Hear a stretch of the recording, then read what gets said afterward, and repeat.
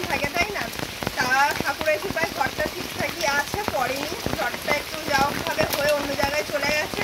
তাই দেখো আমাদের জাম গাছ কিনে নিয়েছে একজন, তার যা লসটা হয়েছে না বলার কথা না। যা জাম সব পড়ে গেছে, দেখো এখানটায় সব জাম পড়ে গেছে, কাঁচা জাম পাকা জাম সব পড়ে গেছে। জামগুলো তো সব পড়েই গেছে, তাদের তো প্রচুর লস হয়েছে। আর ঘরটা যে কবে করতে পারবো সেটা এখনো অবধি আমরা জানি না। এই আপাতত এরকম ফেঁকো দিয়েই বাচ্চাগুলোকে নিয়ে কাটাতে হবে আমাদেরকে। এবং ঘরটা দেখে না সবাই বলে, মানে আমাদের থেকে লোকেরও বেশি টেনশন থাকে জানো, যে আমরা তো থাকি কী করবো এরকমভাবেই থাকতে হবে, কিন্তু লোকও এদিকে বলে যে তোমাদের ঘরটা ঠিক করো কিন্তু কীভাবে করবো বলো? সেটার জন্য তো টাকা দরকার, তাই না? সেটা এখন আমাদের কাছে নেই। ওই জন্য করে আমি যত দিন যাক এরকমভাবেই চলুক, আপাতত দেখবো, কবে চেষ্টা করবো করার। আমাদের ঘর দেখে সবার টেনশন, ওই জন্য করে দেখো আমাদের তো এরকম বড় বড় কাঠ ছিল কিন্তু নষ্ট হয়ে গেছে।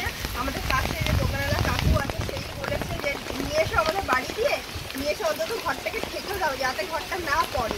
তা দেখো এই দেওয়া হয়েছে।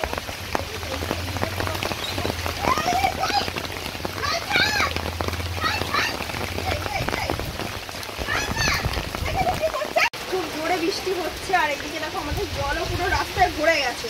এখন দিয়ে জল ভরে গেছে, আর বর্ষাকাল তো পড়েই আছে, মানে সামনেই মাঠও ভরে গেছে। বেশি দিন বাকি না আমাদের এখানে ডুবে যাওয়ার, ঘরেও জল ঢুকে যাবে এবছর। যা শুনছি যে তোমার মানে বন্যা হতে চলেছে এবছরে, আমাদের ঘরেও জল ঢুকে যাবে। আর ঘরটারও যা অবস্থা, আমি মনে হচ্ছে না যে এবছর আমি ঘরটাকে টিকিয়ে রাখতে পারবো, যা অবস্থা ঘরে। আমরা আশীর্বাদ করো যাতে আমি ঘরটাকে তাড়াতাড়ি করে নিতে পারি, কারণ আমাদের ঘরের অবস্থা খুবই খারাপ। আর যে বাচ্চাগুলোকে নিয়ে ঘরটা ভেঙে গেলে কোথায় থাকবো তার কোনো ঠিক ঠিকানা নেই।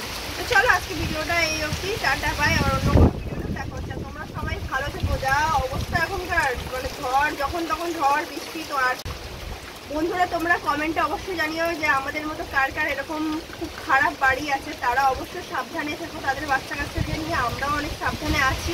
তো চলো আজকে ভিডিওটা এখানেই শেষ করছি, টাটা বাই। আবার কোনো অন্য ভিডিওতে দেখা হচ্ছে।